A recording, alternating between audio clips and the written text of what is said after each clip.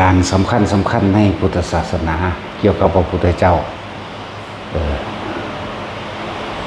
หาฟังได้ยากอยู่ดอกเพราะว่าหน่อยคนนักติศึกษาอยู่ในตำรับตำรามันก็มีอยู่ดอกอยู่ในพระไตรปิฎกก็มีอยู่แต่คนบ่ค่อยอ่านแต่ว่าของบางอย่างมันก็บ่มีมันมีนอกพระไตรปิฎกก็มีมันว่าเหตุการณ์ที่เฮ็ดให้เกิดแผ่นดินสะเทือนดูจังสิ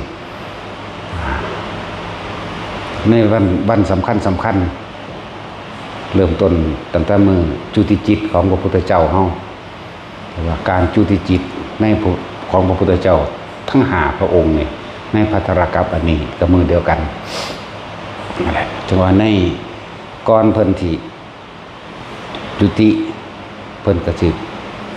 เรียกว่าใส่ทิพจักขุญาณตรวจสอบเบิ่งว่าหม้องใดเป็นแดนกลางเป็นมัชชิมาแห่งประเทศหม้องใดสิเป็นที่สมควรในการที่เข้าไปจุติจิตหรือประเทศใดเป็นประเทศอันสมควรมารดาบิดาสมบูรณ์มูลพร้อมบ่ที่สมควรบ่ก่อนเพิ่นสิลงมาเพิ่นเบิ่งเอาเองบ่แห้งเอาดีบ่แม่นมีผู้ใดมาทำนายทายทักอีหยังดอกเพิ่นเบิ่งเอาเองของเพิ่นแล้วเพิ่นรู้เอาเองของเพิ่นแล้ว นั่นแหละจังว่าในมือสำคัญอย่างเช่นวันจุติจิตนี่ของพุทธเจ้าของเฮานั่น15ค่ำเดือน7มีเหตุการณ์หรือสิ่งที่เป็นพุทธบารมีของพระองค์เองที่บำเพ็ญบารมีมาเพื่อสิเฮ็ดให้ดวงตาของโลกได้เกิดขึ้นหรือปัญญาแห่งโลกปัญญาแห่งหมู่สรรพสัตว์ทั้งหลายได้เกิดขึ้นแล้วเดินวันจุติจิต15ค่ำเดือน7เข้าสู่ครรภ์พระมารดาแม่ก็ฝันคือกันว่าสร้างเปลือกเอาดอกบัวมาให้แต่ว่าแม่ฝันก็ดีในเมื่อนั้นเคลื่อนที่จากสันดุสิตเทพสันดุสิตเข้าสู่ครรภ์มารดามีเหตุการณ์อันเป็นมงคลเกิดขึ้นเหตุการณ์ดีเหตุการณ์ประเสริฐเกิดขึ้นคนน้อยเปี้ยเสียขาปัญญาอ่อนในวันนั้นจุติเข้าสู่ครรภ์พระมารดาปุ๊บคนน้อยเปี้ยเสียขาปัญญาอ่อนคนป่วยโรคยังกระช่างหายดีทั้งสิ้นคนหลังค่อมคนขาเป๋คนตาบอดคนหูหนวกหายบัดประตูหน้าต่างก็เปิดเองนะมันมีเหตุการณ์สำคัญขึ้นถึง32เหตุการณ์คนดอกแต่ชื่อว่าใดทั้งเบิดดอกเอาแต่ว่าที่สำคัญว่าคนน้อยเปียเสียขาปัญญาอ่อนคนป่วยหายจากโรคภัยไข้เจ็บทั้งเบิดเป็นคนปกติในเพียงแค่วันเดียวนั่นแหละสัตว์ที่เป็นศัตรูกันอย่างเช่นพังพรกับงูเห่ากัดกันอยู่ดีๆกับช่างในมือนั้นปุ๊บเศร้ากัดกันเป็นหมู่กันไปเลยพังพรกับงูเห่าเป็นหมู่กันเสือกับกระต่ายเป็นหมู่กันสิงโตกับกวางเป็นหมู่กันในมือนั้นแหละนั่นแหละจังว่ามันมีหลายเหตุการณ์อยู่ที่เป็นของสำคัญแล้วก็นรกเปรตอสุรกายพวกนี้หยุดทำงานในมือนั้นจังว่ามันเป็นอย่างคือมีความสำคัญในมือนั้นพวกโลกิยานรกโลกนรกทั้งหลายนี่หยุดทำงานเพื่อจะเปิดปล่อยโอกาสให้ทุกคนไปทำบุญหาบิดามารดาผู้เป็นลูกนะแล้วก็เกิดแผ่นดินฟ้าสะเทือนหลับกันถึง7 ครั้งเป็นบอกว่ากระแสเสียงธรรมของพระศาสดาสิดังก้องกังวานไปทั่วจักรวาลอนันตจักรวาลหาประมาณบ่ได้ประตูเปิดเองหน้าต่างเปิดเองเสียงดนตรีเครื่องบรรเลงเองดังเองดอกไม้ทิพย์ต่างๆกับบานขึ้นมาในเมื่อนั้นดอกจินตปาตีดอกโกมุตดอกบัวสวรรค์ดอกมณฑารบมื้อนี้บานเองแล้วก็ล่วงโรยลงมาบูชาพระมหาสัตว์ที่เขาสู่จุติสู่ขั้นพระมารดานั่นเองแล้วจังว่ามันมีเหตุการณ์สำคัญหลายอย่างนับบอกบ่ทั้งเบิดดอกมหาสมุทรที่เป็นคลื่นลมแรงอยู่ล่มก็หยุดลงทันทีคลื่นมหาสมุทรก็หยุดลงทันทีแม้นแม่น้ำที่ไหลอยู่โดยปกติก็หยุดในชั่วขณะหยุดในชั่วขณะมือนั่นหยุดมือนั่นคิดเบิ่งว่าน้ำที่มันไหลลงก็หยุดมือนั่นแม่น้ำตามห้วยมันก็หยุดจังซั่น ทะเลก็หมดคลื่นเลยคนที่เป็นโลกต่างๆหายเบิดคนที่เป็นศัตรูกันกะเป็นมิตรกันเลยเนี่ย แล้วก็สัตว์ทั้งหลายอันเป็นเรียกว่าสัตว์นรกพวกเปรตพวกมันนี่หยุดทำงานปุ๊บเมื่อนั้นรู้สึกว่าเขาสิชุ่มเย็นจังหวะมันมีความสำคัญที่ว่าเป็นพุทธบารมีที่เรียกว่าพุทธอธิษฐานไว้เพื่อเปิดโอกาสให้บุคคลที่ผิดพลาดอย่างใหญ่แต่ว่าเว้นไว้อยู่อันนึง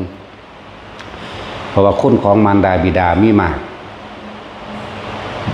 พ่อแม่ให้กระสร้างที่เคยทำอนันตริกรรม5อย่างไม่อาจสามารถรับบุญส่วนนี้ได้ว่าสามารถรับผลบุญท่านกุศลกรรมดีและพ้นออกจากนรกได้นะนี่คือตัวนี้นักมากเป็นสิ่งที่นักเกินแล้วจึงเรียกว่าอนันต์แปลว่ามากนับไม่ได้พอตริยกรรมอนันตริยกรรมชื่อบุคคลนั้นพึงที่กระทำแล้วไม่อาจสามารถรับส่วนผลบุญผลกรรมผลบ่ได้จากอย่างเลยได้แค่เพียงแค่เย็นหมายความว่าตอนนั้นที่มันห่อนอยู่หยุดห่อนซื่อๆในเมื่อนั้นแต่ว่าถ้าทำบุญลงไปหานี่บ่อาจสามารถรับได้เพราะว่าอนันตริยกรรมขวางและฆ่าพระพุทธเจ้าหรือทำร้ายพระพุทธเจ้าเพียงแค่ว่าโลหิตตุบาทพระโลหิตห่อเลินแค่เลินก็ตามแค่ซ้ำก็ตามนั่นแหละแต่ว่ามีจิตใจขาดแต่เห็นได้เพียงแค่ว่าทำแค่ว่าให้พระโลหิตห่อนั่นแหละคือเทวทัตกลิ่งหินใส่นั่นแหละจังว่ามีความสำคัญเด้อแล้วเพิ่นก็บ่อยู่ในท้องแม่ของเพิ่นนั่นน่ะบ่ได้อยู่คือหมู่เด้อยู่ถึง10 เดือนหรือ11 เดือนวันจุติจิต15 ค่ำเดือน7เนาะแต่ว่าวันประสูติตรัสรู้และปรินิพพานเป็น15 ค่ำเดือน6ห่างกันเดือนเดียวเห็นปะนั่นแหละห่างกันเดือนเดียวนับแต่วันที่จุติเขาจะนับเอาในท้องน้ำเด้เลยเป็น11 เดือนก็สิเว้าเจ้าถ้าประสูติตรัสรู้ปรินิพพานเป็นเดือน6นั่นแหละจึงว่าเฮามีโอกาสหนึ่งที่เฮาอาจจะได้ไทยหรือทำแทนคุณของมารดาบิดาที่ว่าเว้นไว้แต่อนันตริยกรรมมารดาบิดาของใครก็ช่างที่ตกนรกอยู่หลุมลึกสุดคือมหาเวกีนรกก็ช่างแต่ว่าเว้นไว้แต่อนันตริยกรรมแล้วก็โลกิยะนรกอันอื่นโลลุวะนรกอื่นตาปะนรกเวตรณีนรกมหาตาปะสังฆตะได้ทั้งนั้นมารดาบิดาของบุคคลผู้กระทำทานแล้วอุทิศผลทานหรือผลบุญและกรรมดีทั้งหลายที่ได้กระทำมาแล้วตั้งแต่อดีตจนถึงปัจจุบันถึงมารดาบิดาสามารถช่วยให้มารดาและบิดาขึ้นพ้นสู่จากนรกได้7 ชั่วโคตร7 ชั่วโคตรนับจากชาติที่ตัวเองมีอยู่ถอยหลังลงไปถึง7 ชั่วโคตรนั่นแหละจึงมีโอกาสว่าทุกคนอาศัยเฮาทำบุญให้มารดาบิดานี่เพื่อสิเป็นกุศลทรงเฮาเข้าสู่ทางพระนิพพานได้ง่ายขึ้นเร็วขึ้นกุศลคือความฉลาดความเข้าใจชีวิตความเข้าใจธรรมะความเข้าใจธรรมชาติคำว่ากุศลนั่นนะบุญคือความสงบแล้วอันเกิดจากการให้ทานแต่เป็นอย่างคือจังเน้นเหลือเกินเน้นว่าการให้ทานอย่าไปหวังผลในทานจะมีจิตผูกพันในผลแห่งทานจะมุ่งการสังสมในความอยากได้อย่าเป็นละที่มีเบิดให้วางขาดให้จาคะสละขาดออกแล้วจากความเห็นแก่ตัวสละขาดออกแล้วจากความเป็นเจ้าของสละขาดออกแล้วจากความปรารถนาสิ่งใดสิ่งหนึ่งในการให้ทานบ่มีมดความปรารถนาในการให้ทานในมือนั่นมืออื่นๆเขาก็บ่อยากให้เป็นบ่ให้เฮ็ดคือกันในมือนั่นในมือสิให้ทานนี่เพื่อว่าจะยกคุณของมารดาและบิดานี่ยกคุณขึ้นแล้วก็จะเพิ่มเป็นบุญกุศลของตนเองขึ้นมาอีกอย่างหนึ่งเพราะว่าคุณของมารดาและบิดานี่มีผลมากเฮ็ดให้เฮาเข้าสู่ทางตรงไปสู่พระนิพพานได้ง่ายขึ้นเร็วขึ้นเพราะคุณของมารดาบิดาก็หาประมาณไม่ได้แม้ที่เคยเป็นพ่อเป็นแม่เป็นลูกกันมาถึง100 ชาติ1,000 ชาติหรือเป็นกับหรืออสงไขย แม้เคยเกิดมาพบผ่านกันอีกครั้งหนึ่งไม่เห็นกันอีกครั้งหนึ่งความประวัติจิตมันจิประวัติบุคคลผู้นี้เป็นลูกของเราบุคคลผู้นี้เป็นมารดาบิดาของเรามันจะมีความรู้สึกของมันเองจิตประวัติเข้าถึงความเป็นสัญญาอันเก่ามันจะเอื้อเฟื้อเกื้อกูลซึ่งกันและกันนั่นแหละมันมีอีกอันหนึ่งอยู่สองตายายซึ่งเป็นคนทุกข์ยากหรอกเพราะแต่เห็นพระพุทธเจ้าเท่านั้นแหละแลนเข้าไปกอดขาเลยทั้งแม่ทั้งพ่อนั่นแหละผู้แม่เนี่ยกอดขาฟูมฝ้ายเอาแก้มถูไปตามหลังตีนของพระพุทธเจ้าเฮานั่นแหละลูกไปอยู่ที่ไหนมาแม่ตามหาตั้งนานนี่หมายถึงเป็นกลับเลยเด่นส่วนหมู่ภิกษุสงฆ์ทั้งหลายที่ติดตามพระองค์นั่นเป็นพันนะงงคำว่าพุทธบิดาพุทธมารดาก็คือสมเด็จพ่อสุทโธทนะสมเด็จแม่สิริมหามายาและนางประชาบดีโคตมีคุณหมอแม่เลี้ยงบ่แม่นผู้นี้นะนี่เพิ่นก็เลยเว้าให้ฟังดูก่อนภิกษุทั้งหลายมารดาบิดาของเราตถาคตเมื่อกลับที่แล้วคิดเบิ่งเอามารดาบิดาแห่งเราตถาคตเมื่อชาตินั้นๆตถาคตได้เกิดเป็นลูกของนางผู้นี้กับบิดาผู้นี้ท่านทั้งสองมีบุตรเพียงคนเดียวรักและถนอมดุจดั่งดวงตาตถาคตเสียชีวิตตอนที่เป็นเด็กนางเนี่ยพร่ำหาด้วยความรักด้วยความอาลัยด้วยความคิดถึงความตราตรึงตลอดจนเท่าทุกวันนี้แหละนี่นั่นแหละพุทธเจ้าจึงแสดงธรรมให้ฟังแล้วมารดาบิดานับศาสตร์ว่าอะไรได้นี่เด้อที่ว่ามันผ่านมาจากศาสตร์แบบของศาสตร์พระองค์เองหรือศาสตร์ของมารดาบิดาสั่งเพิ่นก็เลยแทนคุณโดยการแสดงธรรมให้ฟังแล้วก็ได้บรรลุพระโสดาบันทั้งสองมารดาบิดาพ่อแม่นั่นแหละนี่จังหวะมันมีอยู่แล่นเข้าไปกอดลูกพ่อก็ยืนกอดแม่กันนั่งศพลงที่พระบาทหลังตีนเอาแก้มถูทั้งน้ำตาไหลพึ่งลำพันอยู่หันแหละลูกไปอยู่ที่ไหนมาลูกไปอยู่ที่ไหนมาแม่ตามหาตั้งนานลูกไปอยู่ที่ไหนมาทั้งไห้ทั้งเบานั่นแหละทั้งสั้นแล้วพุทธเจ้าเว้าย้อนหลังไปกลับที่แล้วแม่บาดไก่ว่าเอานั่นแหละจังว่าคุณของมารดาบิดาหาประมาณไม่ได้บ่มีวันเบิดจังว่าเฮาให้ความสำคัญในมื้อนั้นจังให้ทุกคนนั่นน่ะมารวมในการทำทานเพื่อให้เกิดเป็นบุญทำบุญเพื่อให้เกิดเป็นกุศลทำกุศลทั้งผลทานบุญกุศลกรรมดีส่งถึงมารดาบิดาในวัน15ค่ำเดือน7ซึ่งเป็นวันจุติจิตของพระพุทธเจ้าในกับนี้พระกักุสันโธโกนาคัสสะกัสสปะพระโคตมะตลอดทั้งพระสีอริยะเมตไตรแม้นผู้ต่อไปก็เป็นดุจดังเช่นเดียวกันดังสั้นแหละมันมีเหตุการณ์หลายๆอย่างแผ่นดินสะเทือนรับกันถึง7 ครั้งอยู่ว่านั่นแหละทะเลกำลังบลาคันกับคืนก็หยุดลงได้เสียงดนตรีอันเป็นสัญลักษณ์แห่งความสนุกสนานลื่นเลิกบันเทิงก็ดังขึ้นเองหน้าต่างที่เคยปิดไว้นานเปิดเองดอกไม้บ่เคยบานก็บานเองแล้วก็บานนอกฤดูอีกต่างหากดอกโกมุตดอกกินตปาตีดอกมณฑารพที่ดอกเอื่นว่าดอกไม้สวรรค์บานสะพรั่งขึ้นแล้วก็ล่วงลงจากสวรรค์บูชาคันของพระมหาสัตว์บูชาคันของเพิ่นเองแม่เพิ่นก็บ่แม่นคนธรรมดาหลังจากตั้งแต่เริ่มว่าสิท้องมันก็ถือศีล10ปุ่นเด้ว่ามันธรรมดาเด้พ่อใหญ่สุทโธทนาแล้วก็มีเมียหลายอยู่แต่ว่ามีผู้ใดให้ลูกเล่าทุกคนโจรบอกว่าพวกเธอทั้งหลายจงไปทำการอธิษฐานขอตามความปรารถนาตามประเพณีของพวกท่านทั้งหลายเถิดเมียเราก็นับบ่ได้บางคนก็ไปบวงสรวงกับผีสางนั่งไม่เทวดาบวงสรวงทำพิธีหลายอันหลายอย่างแต่ว่านั่งสิริมหามายานี่ขอศีล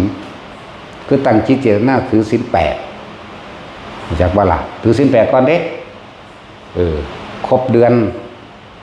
นแล้วจะมานอนน้ำผัวจากว่าล่ะนั่นแหละ จังได้เกิดการจุติจิตเข้ามาเมื่อก่อนเลือดเปสิต่างๆผสมกันแล้วกับธาตุพ่อธาตุแม่ร่วมกันแล้ว ก็สิก่อตัวกันได้ก็เป็นก่อตัวกันง่ายเด้คนเฮาธรรมดา1 เดือนกับ15 วันจึงสิเป็นมีซ่องหัวใจก็คือได้แต่ว่าของพระองค์เอง2 เดือนเต็มจังสิก่อตัวได้จังได๋จังเกิดการจุติจิตได้เพิ่นบ่ได้คือคนธรรมดาคือเฮาเด้พวกเฮามันคนธรรมดาแขวเพิ่นก็ยังบ่ได้คือเฮาเนาะแขวเพิ่นมี40 เล่มเด้จักบอกของจักพระทนบ่พระทนคือพระแขวนั่นแหละบ่แม่นพระเฮ็ดเวียกเก่งเมื่อยมันได้ก็ทนเอาเด้อันนี้มันพระธรรมนี่คือพระทำเอาเองบ่ว่าไม่มีคนทำให้เนาะตัดสินแขวเพิ่นก็40 เล่มหูเพิ่นก็ยาวเพียงข้างหูเพิ่นแล้วหูเพิ่นเองก็สามารถสะบัดได้เหมือนกับหูช้างหูม้าหูวัวหูควายเป็นหยังคือสะบัดได้ไล่แมงได้แต่ในรูหูน่ะก็มีขนป้องกันแมงบ่อนเข้าไปได้อีกมีขนเด้นั่นแหละตาก็โตกลมนั่นแหละคิ้วก็งามดำสนิทก็ว่าไปนิ้วมือก็เพียงกันเบิดเด้นิ้วมือนั่นบ่ได้คือเฮาเด้นิ้วมือเพียงกัน4 นิ้วนิ้วโป้งจังสั่นนิ้วเท้าก็เหมือนกันเพียงกันเบิดแล้วฝ่าเท้านี่เสมอกันเรียบดุจดังพื้นนี่เวลาเดินกับเท้าลงพร้อมกันบ่ได้เอาส่วนลงก่อนหรือบ่ได้เอาปลายลงก่อนแต่ลงเสมอกันเบิดนั่นแหละ หูเพิ่นสะบัดไล่แมงได้สมมุติว่ามีแมงวีบินมาไกลๆหรือแมงวันสะบัดเอาได้เลยลิ้นเพิ่นก็ยาวเลี่ยระวางปลายผมหน้าผากจนถึงข้างใดหมายถึงว่าทำความสะอาดได้ในรอบใบหน้าแม้กระทั่งเจาะเข้าไปในหูเวลาคั่นสักว่าล่ะนี่ในตำราว่านอกตำรากับว่าคือกันคือเฮาว่าอยู่เดี๋ยวนี้บางคนก็คัดค้านตำรานะ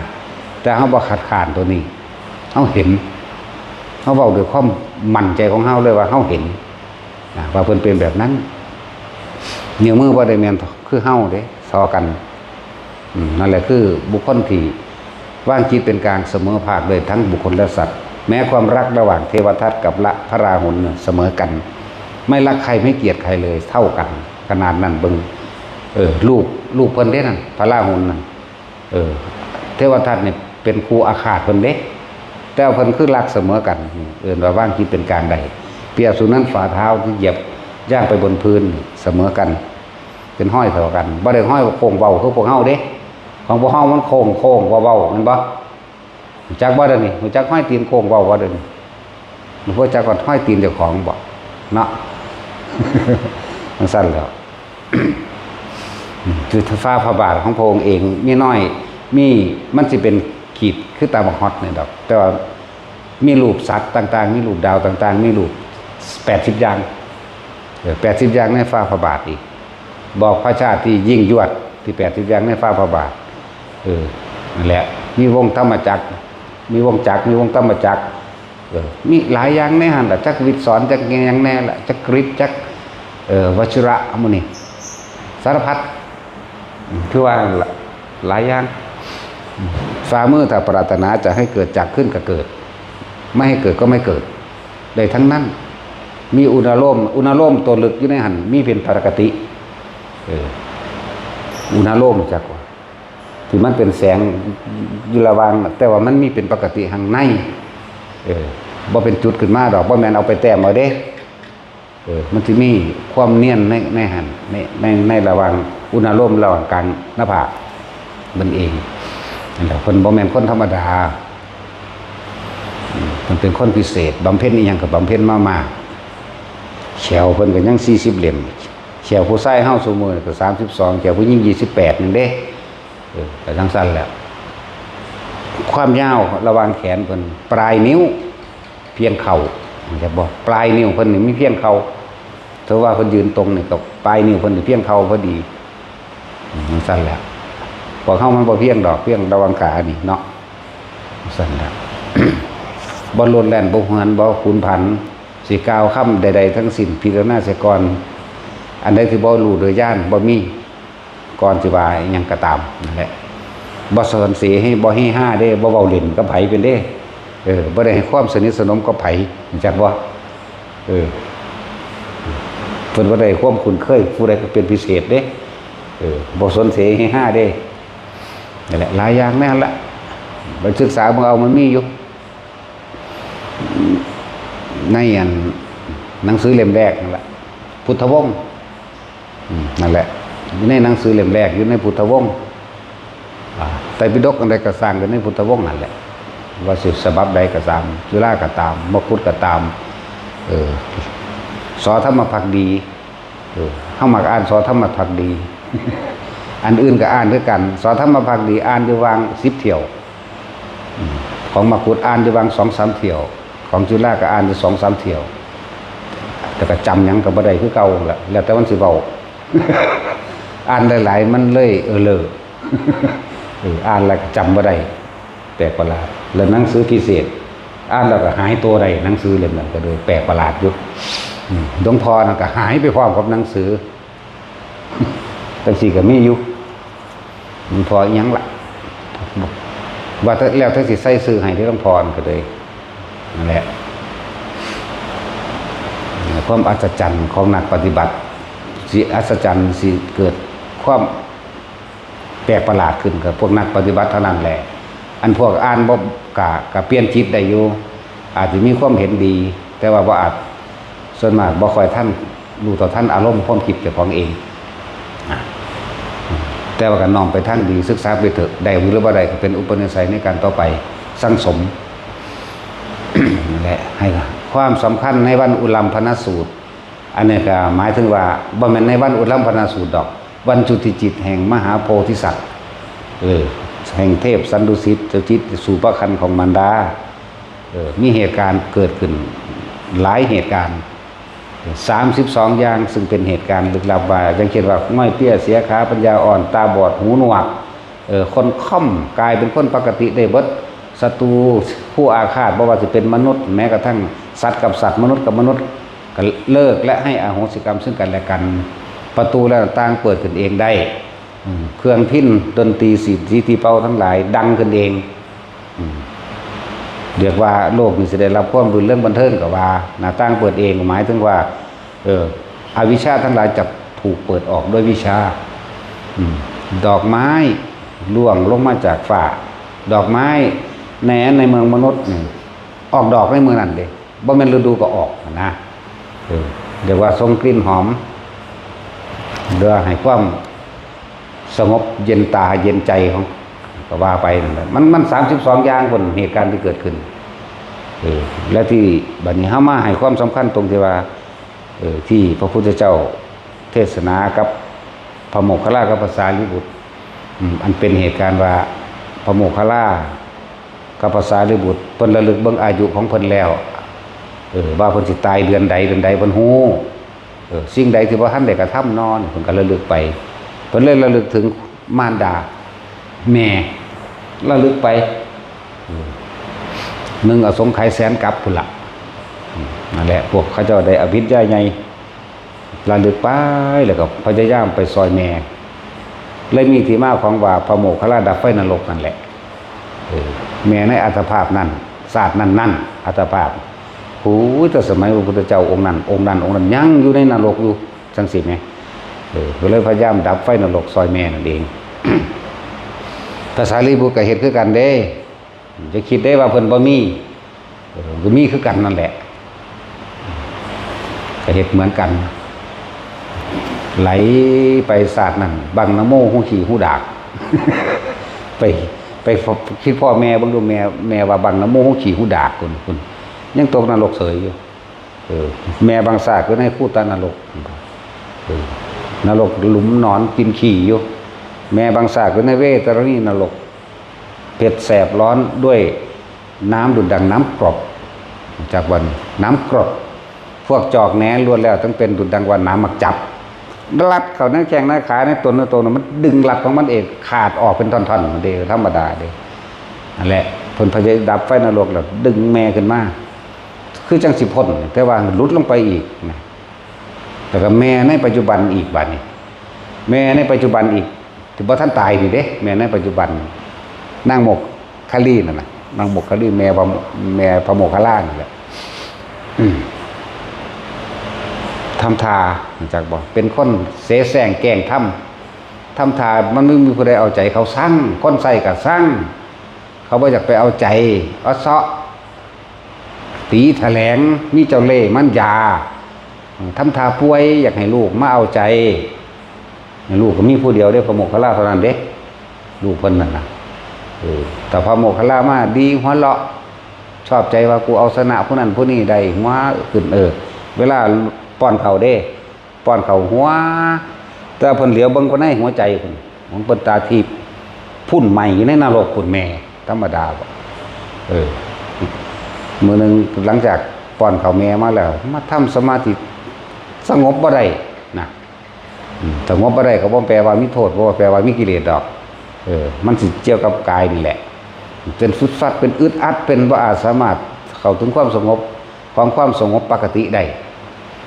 ทั้งสั้นแหละเกิดความร้อนใจขึ้นมากพี่เห็ด2 เทื่อ 3 เทื่อกับบ่ได้ละแล้วก็นำเบิ่งแม่อื่นๆอีกจังว่าตอนที่ดับไฟนรกที่พวกเฮาคนเอาคาถาพระโมคคัลลามาดับไฟนรกคือมาเป่านะมาเป่าพวกเป็นไฟล่ามโกนพวกน้ำฮ้อนลวกพวกแผลผุพองอย่างนั้นนะที่ว่ามีคาถามาเถโรโมคคารานนรกตังโรหะปีทิสวัปติอคิติกรรมปฏินี่แล้วก็เป่านะแต่ว่ามีชาติเป่าของแดงก็บ่เศร้าหรอกมันเศร้าเอาเองเป่าอยู่3 เดือนก็เศร้าตัวเนาะพวกเป่าอยู่ปีนึงเศร้าสนิทหายผมนั่นแหละพระพุทธเจ้าทรงพยาธิไปโมคคัลลาไม่อาจสามารถทำเช่นนั้นได้กรรมของใครไม่มีใครสามารถแก้กรรมได้นี่ใน4 อย่างกรรมไม่อาจแก้ไขให้กันได้ไม่มีบุคคลผู้ใดแก้กรรมให้กับใครได้1บุคคลพูดถึงความบริสุทธิ์แล้วจะทำให้อีกบุคคลผู้หนึ่งให้ถึงความบริสุทธิ์เช่นตนนั้นย่อมไม่ได้เห็นบ่ล่ะว่าปัญญาเอาให้กันไม่ได้กรรมแก้ให้กันไม่ได้นะว่าง่ายๆเนี่ยก็เลยกลับมาพุทธเจ้าก็เลยบอกให้ฟังบอกเรื่องนี้ให้พวกเธอทั้งหลายจงเตรียมอาหารบานข่าวเท่าที่หาได้นะแต่ในตำราเขียนว่าอย่างละ100มันบ่หลายปานนั้นดอกบ่ถึงปานนั้นเท่าที่หาได้เพิ่นก็เลยภาษาลิบุตรก็เหมือนกันเด้ภาษาลิบุตรก็ไปเบิ่งแ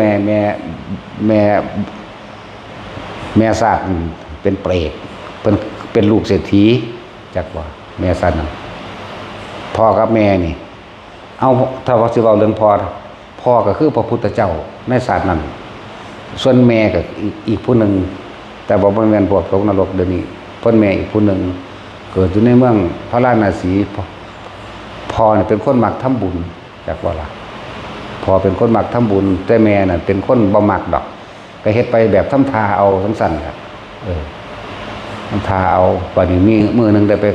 ค้าขายต่างแดนต่างประเทศเลยสั่งเมียเอาไว้บอกว่าแม่หญิงถ้าเฮาบ่อยู่แล้วให้เธอจงทำทานเหมือนปกติให้ท่านใน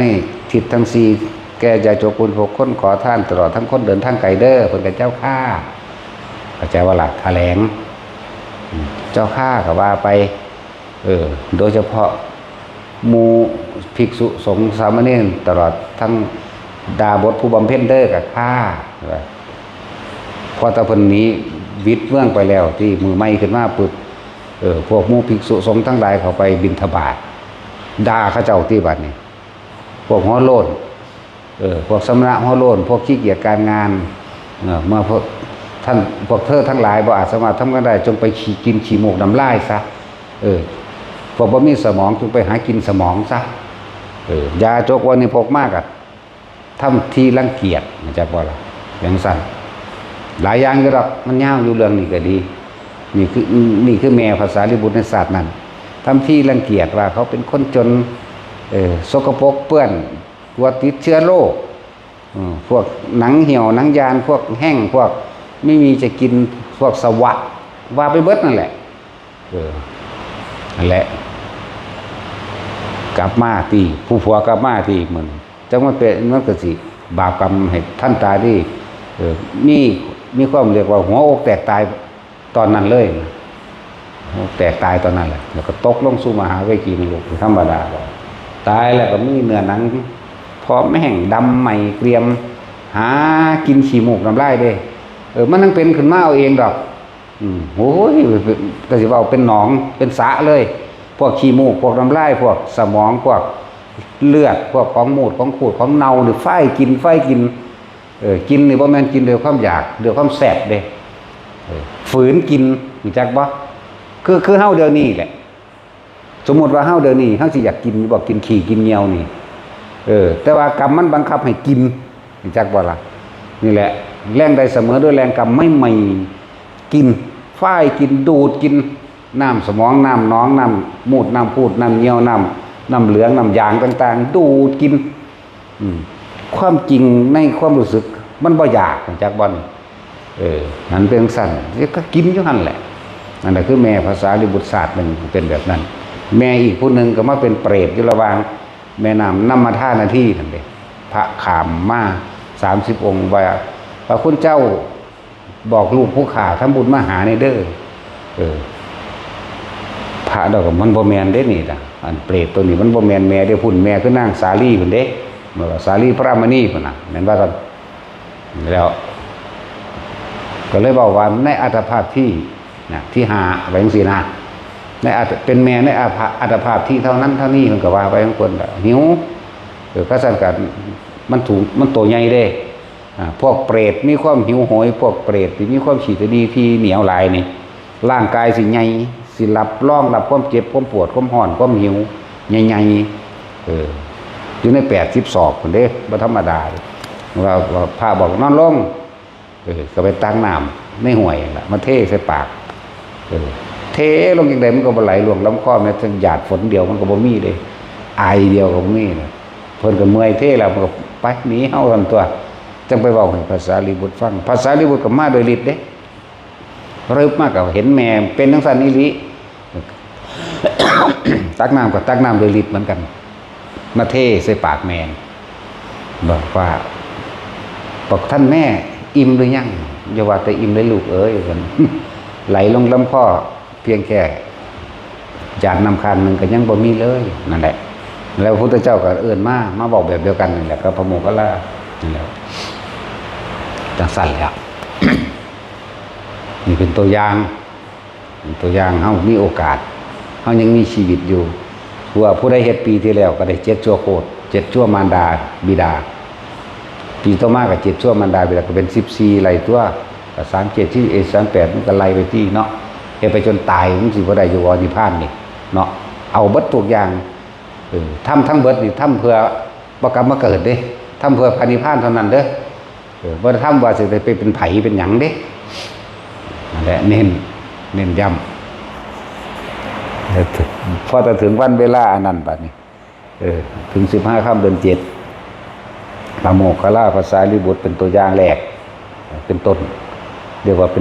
ป็นต้นแห่งการทำบุญแบบนี้พระเจ้าพิมพิสารเพิ่นก็เป็นอุปถากภาษาลิบุตรอยู่แล้วพระโมคคัลลาอยู่แล้วแต่เกษตรทีทั้งหลายอาหารหวานข้าวมันก็เป็นรอยอีหลีนั่นแล้วมันก็ผู้ปันปวารณาไว้เนาะว่าพระพุทธเจ้าต้องการหยังให้คนว่าไปบอกผู้ขาหรือพระองค์เองไปบอกผู้ขาก็ได้เลื่อนว่าปวารณาระวังพระโมคคัลลาภาษาลิบุตรก็ระดับฮอดพระเจ้าพิมพิสารพุ่นเนาะก็กษัตริย์อีกนางวิสาขาอีกนางเขมาอีกนางอุตราอีกโอ้ยมีแต่เศรษฐีเป็นอันอุปถากเนาะเป็นปวารณาเป็นอุปถากว่าถ้าอยากได้หยังบอกเห็นบ่ล่ะนั่นแหละอันนี้ก็เฮ็ดกุฏิอย่างละ4 หลังให้พระโมคคัลลา4 หลังให้พระสารีบุตร4 หลังอาหารหวานข้าวอีกนับประมาณบ่ได้มันเลยลอยมันล่ะเบิดทุกอย่างพระภิกษุสงฆ์ทั้งหลายมาในทิศทั้ง10มาร่วมกันในมือนั้นเมื่อยกอาหารทั้งหลายถวายทานแด่หมู่ภิกษุสงฆ์มีพระพุทธเจ้าเป็นประธานเพราะว่าขอผลทานบุญกุศลกรรมดีนี้จงถึงแด่มารดาบิดาของข้าพเจ้าทั้งหมดเท่านั้นแหละพวกที่ได้รับบุญกุศลของ พระโมคคัลลาภาษาลีบุตรมารดาบิดาแต่ว่าในตำราบอกถึงแม่พ่อบอกค่อยบอกเทเดียวเรื่องพ่อนี่บอกเทเดียวมันก็เลยงงแต่ว่าก็บ่งงหรอกเพิ่นก็อยากให้พ่อน้ำเนยจักหน่อยเพิ่นหมายถึงเพิ่นยกคุณของแม่หลายกว่ายกคุณแม่หลายกว่าเพิ่นเล่าถึงแม่ว่าพวกผู้หญิงนี่มันจากประสาทเนาะยังที่จุกๆจิกๆถิ่มบ่เป็นนั่นนะพ่อนี่ตอนดุร้ายก็ดุร้ายเด้ตอนดีก็ดีปึ๊ดไปเลยเด้พวกนี้เด็ดขาดเด็ดเดียวอยู่จังซั่นบาดใจแข็งกับใจแข็งอยู่บาดเห็นความจริงได้ก็จริงไปเลยเด้บ่ได้คือผู้หญิงเนี่ยหลายอย่างนั่นแหละเพิ่นเลยบอกแต่เรื่องแม่มากกว่าพอตาอุทิศขอผลทานบุญกุศลกรรมดีที่ข้าพเจ้ากระทำมาทั้งหมดนี้จงถึงแด่มารดาบิดาของข้าพเจ้าเท่านั้นแหละในเจ็ดชั่วโคตรของภาษาลิบุตรของพระโมคคัลลาขึ้นมาแต่จะกล่าวในตำรามีอยู่ว่าแม่ของภาษาลิบุตรจากที่เคยเป็นเปรตกำลังดูดกินน้ำเหลืองอยู่ดูดกินน้ำสมองอยู่นั่นเกิดกลายเป็นรูปร่างกายเป็นหญิงสวยงามมากเหมือนกับหญิงวัยสาวในอายุ18 ปีมาหอดกับมาขอบคุณหลายๆเรื่องลูกแม่ได้พ้นแล้วขอไปสู้ทิพยวิมานแล้วสินะก็เป็นทั้งเบิดนั่นแหละมาลูกแข่งลูกขานั่นแหละ ลูกนาลูกตาที่แต่เอามือมาจับไปในข้างขอบคุณลูกแล้วก็พากันไปสู่สวรรค์อันนี้อันเกิดจากผลท่านแต่ว่าอันเกิดจากผลของการฟังธรรมพุทธเจ้าเทศนาได้เหมือนแต่สิว่าแล้วก็เทศนาเกี่ยวกับอนุปุพิกถาหมายถึงว่าเรื่องของท่านเรื่องของศีลเรื่องของภาวนาแล้วก็โดยอริยสัจสี่เข้าใจบ่คำว่าอนุปุพิกถาบ่แม่นบทใดบทหนึ่งไล่เรื่องมาตราบุญเบื้องต้นคืออันเกิดจากการให้ท่านเนี่ยท่านศีลภาวนา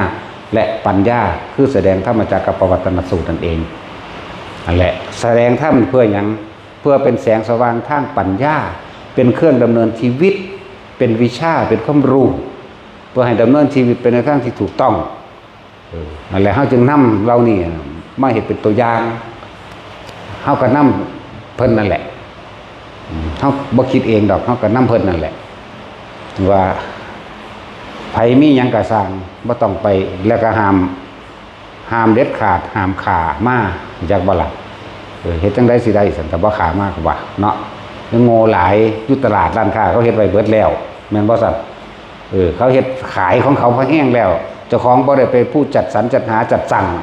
บ่มีเจตนาจากบ่ล่ะไปซื้อเอาสำเร็จมาโหลดในร้านค้านั่นน่ะจะได้ยังก็ซื้อเอาในหันแหละมาถวายแล้วก็อุทิศตรงมารดาบิดาเมื่อนั้นเน้นมารดาบิดาเด้อนั่นแหละแล้วก็อุทิศผลทานแล้วก็ผลทานบุญกุศลคือความสะอาด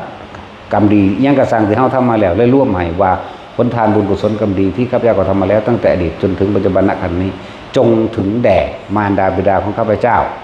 ที่มีมาแล้วในอดีตจนถึงปัจจุบันชาตินี้นะและสิภาวาเองดอกอันตัวนี้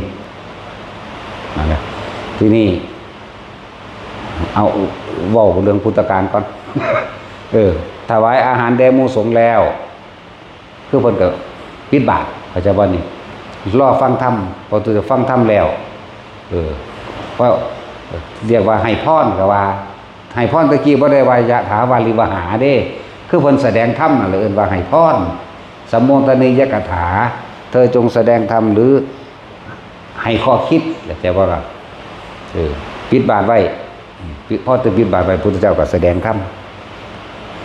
การแสดงธรรมที่พวกเฮาเอามาให้ซุมื้อคือการสวดมนต์ก็คือเฮาแสดงธรรมแทนพระพุทธเจ้านั่นแหละพวกเฮามื้อนั้นสวดธรรมจักรสวดอนัตตลกนาสูตรอธิตปริยสูตรปฏิจจสมุปบาทพอสำนี้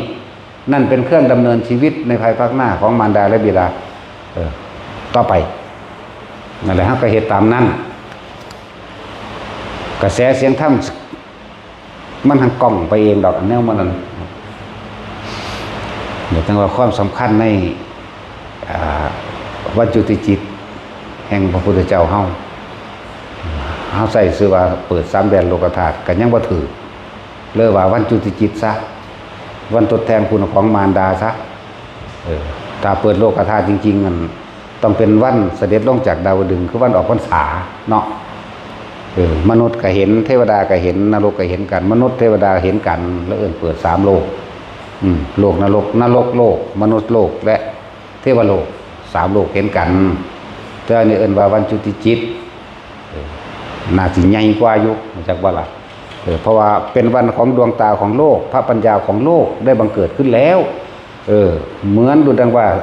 ดวงอาทิตย์ได้ทำลายความมืดจากว่านี่เมื่อดวงอาทิตย์เกิดขึ้นแล้วความมืดย่อมหายไปแม่นบ่จังสั้นแหละเปรียบเทียบไปจังสั้นจะให้ความสำคัญแน่เพิ่นมาเกิดเมื่อนั้นและเหตุการณ์เกิดขึ้น32อย่างนะนี่บอกถึงความสำคัญในวันของพุทธศาสนาอันหนึ่งวันสำคัญที่2ก็คือวันประสูติตรัสรู้และปรินิพพานเป็นถึงมือเดียวกัน15 ค่ำเดือน15 ค่ำเดือน6ซึ่งวัดทั่วๆไปก็ทำอยู่แล้วก็จะว่าล่ะเฮาก็ทำเป็นปกติของเฮาอยู่แล้วนรกก็หยุดทำงานเหมือนกันเด้อวันประสูตินรกก็หยุดทำงานเบิดเหมือนกันอันนี้เป็นวันทั่วไปหมายถึงว่าผู้ใดทำบุญให้มารดาบิดาญาติสนิทมิตรสหายสายโลหิตหรือตลอดเจ้ากรรมนายเวรนี่ทั่วไปได้เลยจักว่าคือเปรียบถึงว่ากระแสเสียงธรรมของพระพุทธเจ้าบ่ได้เลือกว่าเจ้าสิอยู่ชนชาติศาสนาใดก็ช่างผู้ใดนำเข้าไปปฏิบัติแล้วย่อมได้รับความสงบหรือสันติแม้กระทั่งพระนิพพานเสมอกันทั้งเบิดบ่ได้เลือกชนชั้นวรรณะบ่ได้เลือกศาสนาพร้อมเพราะนี่คือธรรมเลื่อนธรรมจักรกับวัตนสูตรนั่นน่ะมือเพิ่น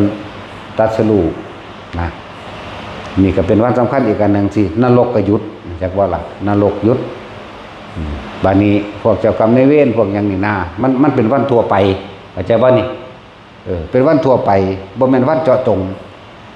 ก็เจาะจงอย่างหนึ่งทั่วไปอย่างหนึ่งแต่ว่าเจาะจงว่ามารดานี่เฮาต้องการเน้นมารดาบิดาเน้นตัวนี้อันวัน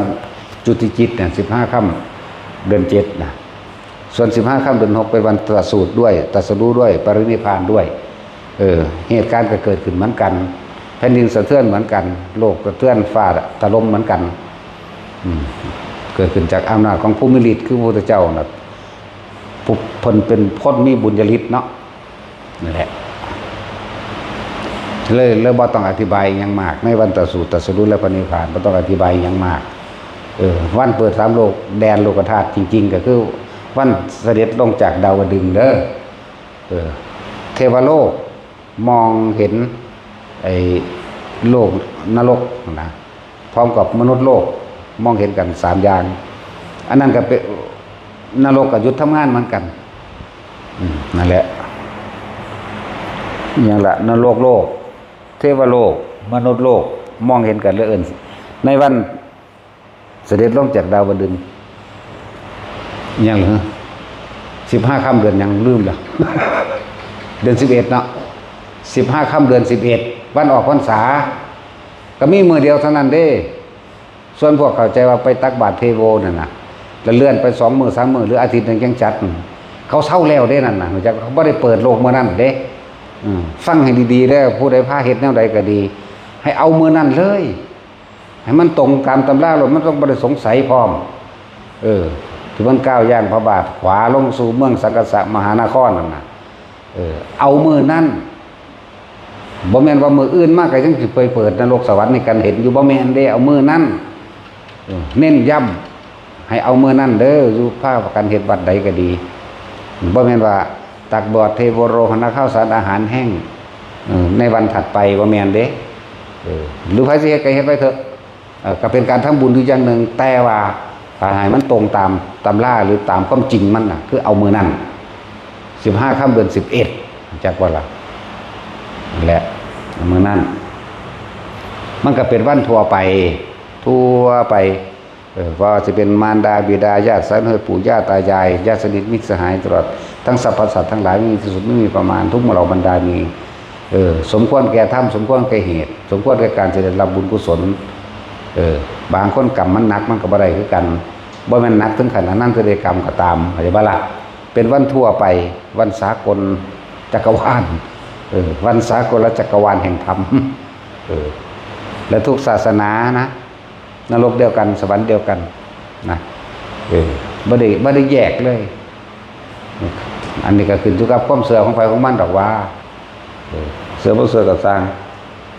ถ้ามีหน้าที่เบาเขาก็เบาไปของเขาซื่อแหละเนาะแต่สิเสือกับสร้างแมงเด้เป็นกูบ่มีเด้นั่นแหละหลายอย่างคนดอกกับเฮาทำบุญทำทานเฮาทำความดีจะคิดว่าคนสิเห็นดีนำเฮาเด้อเราทำเพื่อเราไม่ได้ทำเพื่ออย่างอื่นเด้อเข้าใจว่าล่ะเราทำเพื่อให้ตัวเองพ้นออกจากวัฏสงสารอันนี้เด้จากวัฏสงสารวัฏคิดวัฏจักรวัฏจิต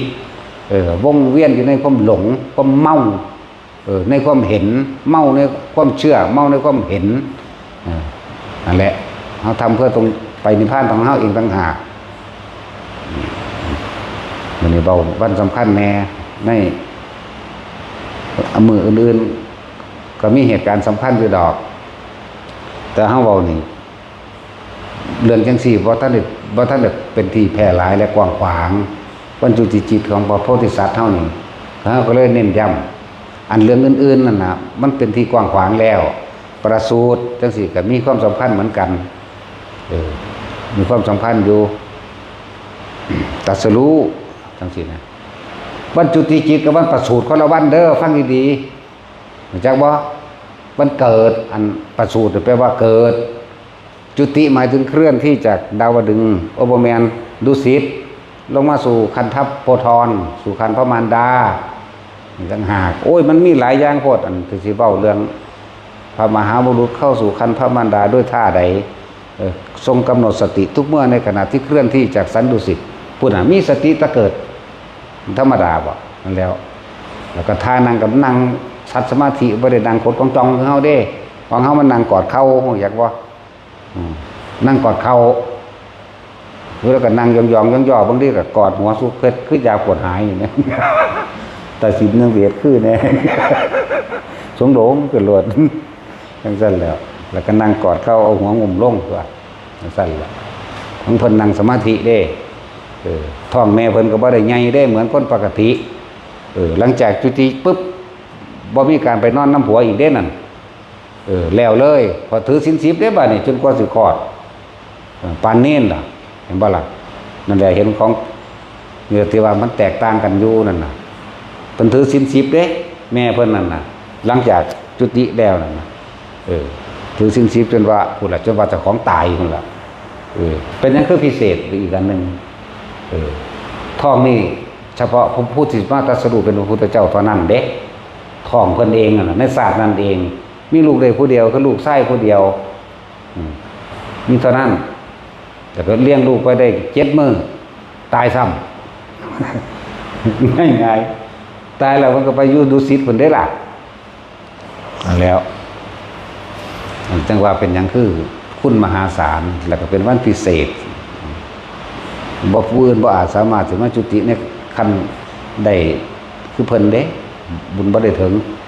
หลังจากท้องแล้วก็บ่ได้นอนน้ำผัวอีกเลยเด้จนว่า7 มื้อวันนี้ยังล่ะวันอัฐมีบูชาหมายถึงว่าวันแม่เพิ่นตายเด้เข้าใจบ่นี่มันหลายอย่างแล้วเฮาก็ลืมคือว่านั่นแหละ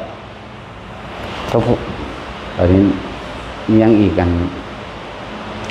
วันเผาแม่เพิ่นได้ล่ะอัฐมีบูชาเข้าใจบ่นี่บางทีเฮาก็ลืมมันอ่านลายโหดวันประสูติเข้าใจแล้วเนาะวันตรัสรู้วันปรินิพพานเดียวกันเนาะนรกยุทธเหมือนกันเบิดประสูติตรัสรู้วันเดียวกันจุติจิตก็เหมือนกันจุติจิตประสูติตรัสรู้ปรินิพพานเอาออกมาเบิดแล้วแต่ว่าเฮาอธิบายเน้นขยายความวันจุติจิตแปลว่าวันสำคัญของพ่อของแม่เฮาอย่างให้คนนั่นน่ะระลึกถึงบุญคุณมันเป็นคุณมหาศาลหาประมาณบ่ได้เบิดบ่เป็นพร้อมสิเป็นเครื่องยกสู้จิตใจของเฮาขึ้นบ่ว่าต้องยกสู้จิตใจยกสู้ฐานะพร้อมฐานะตัวเองพร้อมเด้เข้าใจบ่ฐานะทางการเงินการงานทางโภคทรัพย์นะทางการทำมาหากินนี่นะมันก็ ยกทั้งนอกยกทั้งในเลยยกในก็คือยกจิตใจเฮาให้เข้าใจความจริงของชีวิตให้เข้าใจธรรมะนั่นแหละยกนอกก็หมายถึงว่า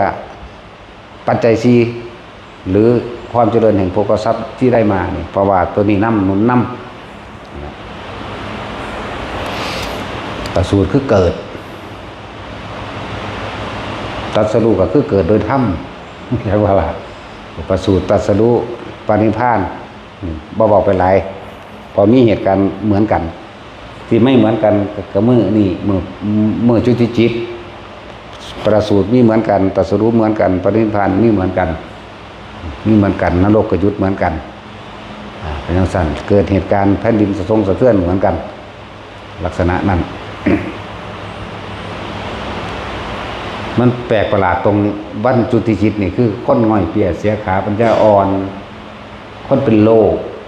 หายเข้าใจว่าล่ะในมือนั่นเบิดโลกเลยเด้เบิดหมดทั้งโลกมันจะสิอยู่ศาสนาใดก็ช่างไม่เกี่ยวอัน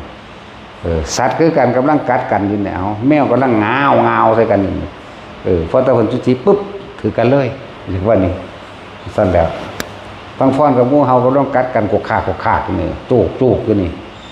คนจุติปุ๊บเป็นหมู่กันเลยอย่างที่ไหมเสือกำลังคุบกวางวาสิกัดข้อเนี่ยพอตะวันจุติตึ๊ดง่างออกเลยนะเป็นหมู่กันเลยอย่างที่ไหมกันมือเดียวเท่านั้นเด้มือไม่ก็เป็นอย่างอื่นอีกแต่ว่าครูนั่นเป็นหมู่แล้วหมู่เลยเขาจะว่านี่คนป่วยหายแล้วก็หายเลยเด้คนออกมาใหม่เพราะว่าออกมาพิการกับพิการคือเข้าโหนแหละนี่แหละจังว่าอธิบายตัวนี้ในนี่มันเป็นพิเศษอย่างหนึ่งโดยเป็นพุทธบารมีเป็นพุทธาธิษฐานเรียกว่าเป็นบารมีของเพิ่นเฉพาะตั้งหากพุทธยังละนะพุทธปาทานยังของเพิ่นเองใน6อย่างนั่นแหละใน6อย่างเพิ่นอธิษฐานไว้เพราะเพิ่นเกิดโดนกับทุกโดนละวะเนาะมันสั้นละจังว่าจะอธิบายเน้นย้ำในวันทีมาการเนื่องโดยอุลัมพนสูตรพระโมคคัลลาดับไฟนรกทีมาสั้นต่อมากันเรื่องนี้การกระทำมาเรื่อยๆอยู่ดอกพ่อเข้าใจแล้วเนาะว่าเป็นยังคือว่าเหตุแบบนี้ถวายอาหารแล้วอุทิศบุญพร้อมกันกับเทศพวกเขาเดินมาสวดมนต์เกิดตามที่เพิ่นเฮ็ดถวายอาหารเบิดเรียบร้อยแล้วก็คือเฮาปิดบาตรนั่นแหละจากว่าล่ะพระพุทธเจ้าก็เทศจังซี่แหละที่เฮาเฮ็ดอยู่เดี๋ยวนี้แหละเฮานำห้อยเพิ่นเด้นั่นผู้ใดมีหยังถวายก็นึกไว้ในใจนั่นแหละบ่หาแต่ใส่มือก็ได้ดอกเพราะว่าเฮาร่วมบุญผลทานต่างๆที่เฮาเคยเฮ็ดมาแล้วนี่จังว่าขอผลทานบุญกุศลกรรมดีที่ข้าพเจ้าก็ทำมาแล้วตั้งแต่อดีตตอนต้นจนถึงปัจจุบันณขณะนี้นี่ร่วมให้ได้นี่แต่ตะกี้คนมันทำบุญทำทานมันบ่แม่นทำบุญทำทานมันทำทานเพิ่มทุกข์ทำบุญเพิ่มบาปรู้จักบ่มันแลกของอยากได้นั่นอยากเป็นนี่ขอเอาแบบนั้นแบบนี้พวกบ่รู้ก็สอนกันอยากได้หยังขอเอาเด้อให้พรคิดเงินก็ได้เงินคิดทองก็ได้ทองมันก็ได้แต่คิดมันบ่ได้จริงพวกนั้นสอนผิดเข้าใจบ่ล่ะบ่สอนไปตามความเป็นจริงเด้อันบอกว่าอ้าวคิดเงินก็ได้เงินคิดทองก็ได้ทองหรือว่าสิถือของเขาอยู่เพราะว่าไม่ได้แต่คิดความจริงมันบ่ได้เนาะแม่นบ่ล่ะผู้ใดก็ขอเป็นเบิดแม้กระทั่งหมาเนาะแต่หมาแกมันสิเอาขอกองไปใส่คือกันภาษาหยังก็คนทางเลวก็หมาซ้ำแม่นบ่ล่ะแม่นบ่เอาไปเทียบกับขาคนผู้หม่องอื่นก็ได้เด้คนเลวก็หมาเด้เนาะหมาสีแม่มึง คนมันเร็วกว่าหมาอีกทีเด้มันบ่ได้ทำสัวทำเร็วบ่ได้คดโกงกินแผ่นดินคือคนได้หมานี่เนาะจังซั่นเด้มันบ่ได้เอาเปรียบถึงขนาดนั้นเด้มันกินอิ่มมันเศร้าได้หมา จังซั่นแล้วเร็วกว่าหมา ก็ชัดเจนเต็มๆรอดคนนี่เร็วกว่าหมา ดีก็ดีก็หมาคือกันนั่นแหละ ถ้าดีก็ดีก็หมาถ้าเรียกว่าหมาแต่ว่าดีหน่อยได้ซ้ำเขาโค้กับผลโค้นั่นแหละนั่นบ้าล่ะแต่หมามันนั่งออกกันเป็นย่ามเนาะเห็นว่าตาสินมาเดือนเก่าคนเดี๋ยวเอาแมงทุกเดือนเลย เอาทุกย่ามพร้อม กูบ่ได้เลือกกลางเว้นและกลางคืนเด้บ่มีร้อนบ่มีหนาวเนาะแม่นบ่ซั่นหรือว่าแม่นว่าแท็กซี่มึงอย่าปฏิเสธเด้กูบอกความลับมึงเด้ทั้งซั่นแล้วแม่นก็แม่นตัวแม่นก็แล้วดอกสูมันเป็นเรื่องธรรมชาติเนาะธรรมชาติตัวถ้าว่าบ่เอาสิมีลูกบ่พวกผู้หญิงก็ดีผู้ชายก็ได้เนาะแต่ว่าเอากันอยากอายอีหยังโอ้ยอยากอายซั่นอายห่างบ่ลูก2ลูก3หรอแม่นบ่ซั่นซั่นแล้วอย่ามาแถลงหลายยอมรับความจริงตัวโอ้ยเว้าเขินอยากอายซั่นบางคนลูก11พุ่นอยากอายอีหยังแนวจังซั่นนั่นแหละบอกความสำคัญให้ฟังเพราะเฮ็ดก็เฮ็ดบ่เฮ็ดก็สร้างเด้บ่ได้เงิดเด้แล้วแต่เด้พ่อไผแม่มันเด้เป็นสั่นแหละพูดถึงวันสำคัญในศาสนาก็มีหลายอย่างอยู่แต่ละมื้อแต่ละวันที่เพิ่นเกิดที่เพิ่นตรัสรู้ที่เพิ่นปรินิพพานแม้กระทั่งยังละลืมละภาษาลิบุตรเพิ่นนิพพานวันหยังภาษาลิบุตรตายเมื่อใดน้ำในคลองเต็มตลิ่งพวกเราทั้งหลายชายหญิงนะสนุกกันจริงวันลอยกระทงนะก็เชื่อเอาจังซี่ตัวภาษาลิบุตรเพิ่นปรินิพพานในวันเพ็ญเดือน12น้ำในคลองเต็มตลิ่งดอกโกมุตก็บานดอกบัวแดงดอกโกมุตก็เลยจักบ่ละบาทดอกบัวแดงบัวสายเฮามาตำจำกินเนี่ยกันมันกินว่าบ่แม่นอีสายเตี้ยหมาเด้ดากเด้บ่เป็นตะกินเด้อนั่น ดอกบัวแดงธรรมดาเฮาเอามากินนี่แหละดอกกระมุดก็เลย มันบ่ได้มีประเภทนี้ลอยกระทงสมัยพุทธกาลบ่มีดอกแต่ว่าเป็นประเภทนี้ของประเทศไทยเฮาเป็นประเภทนี้ดีแล้วเป็นการสามัคคีในการทำกิจกรรมอันใดอันหนึ่งรวมกันญาติสนิทมิตรสหายกันโดยพอกันทำกิจกรรมสร้างคุณงามความดีได้แต่ว่าจะว่าให้พระพุทธเจ้าบ่ลอยกระทงบ่ได้ลอยเด้อบางคนว่าพระพุทธเจ้าพาลอยว่าซั่นโอ้ยเนาะลอยพอลอยแม่มึงว่าผิดเพี้ยนเบียดบิดเบือนไปเบิดปีกเบิดแดงโลดมันบ่แม่น นั่นแหละประเภทนี้มันก็ดีอยู่แต่เปลี่ยนวิธีทำใหม่หรือความเห็นใหม่ก็ได้มันบ่ได้ผิดเพี้ยนอีหยังดอกประเภทนี้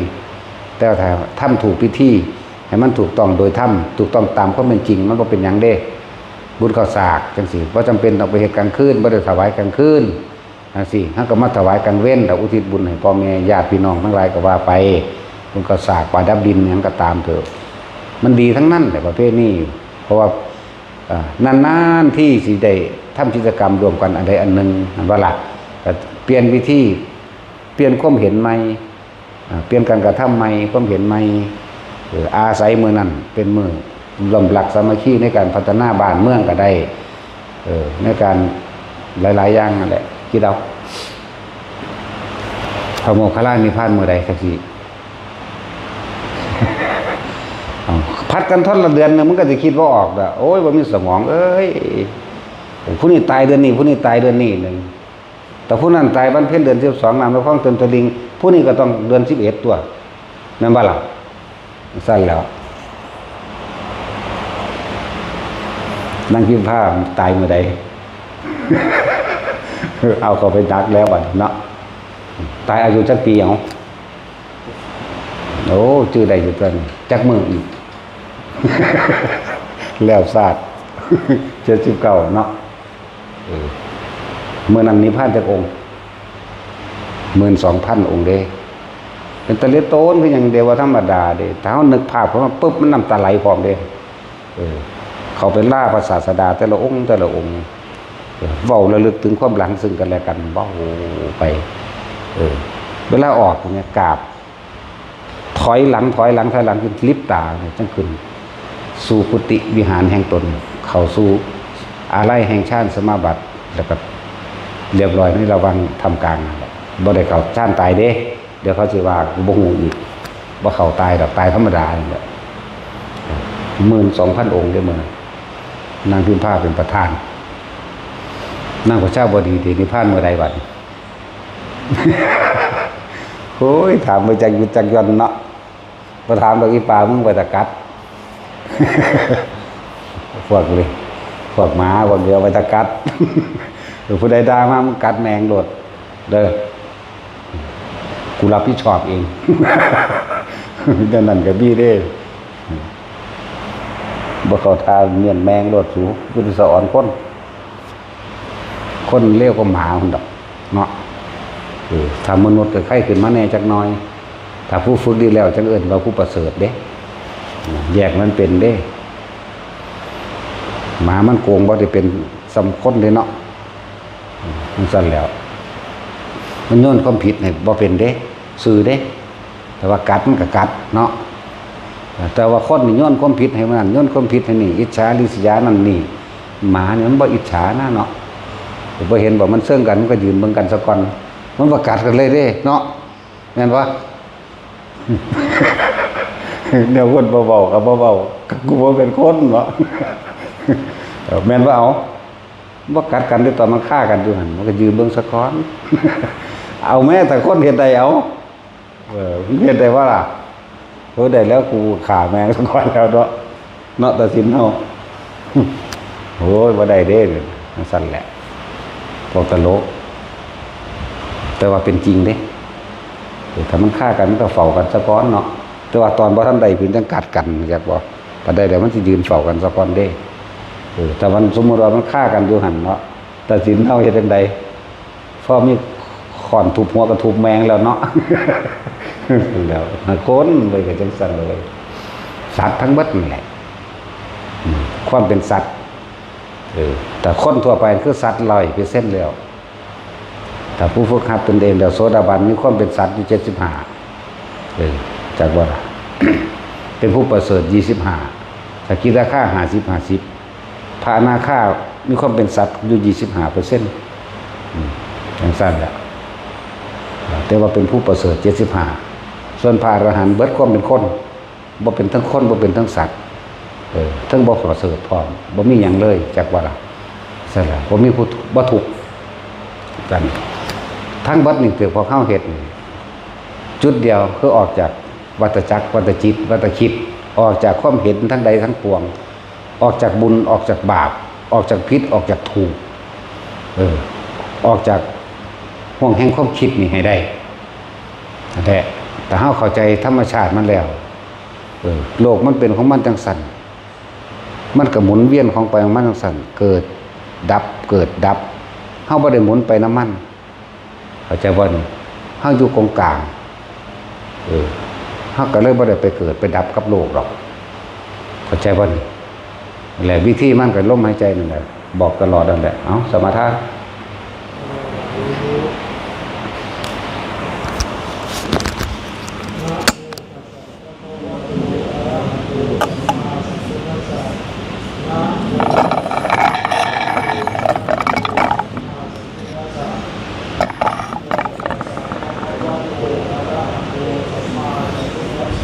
นาหังพักวา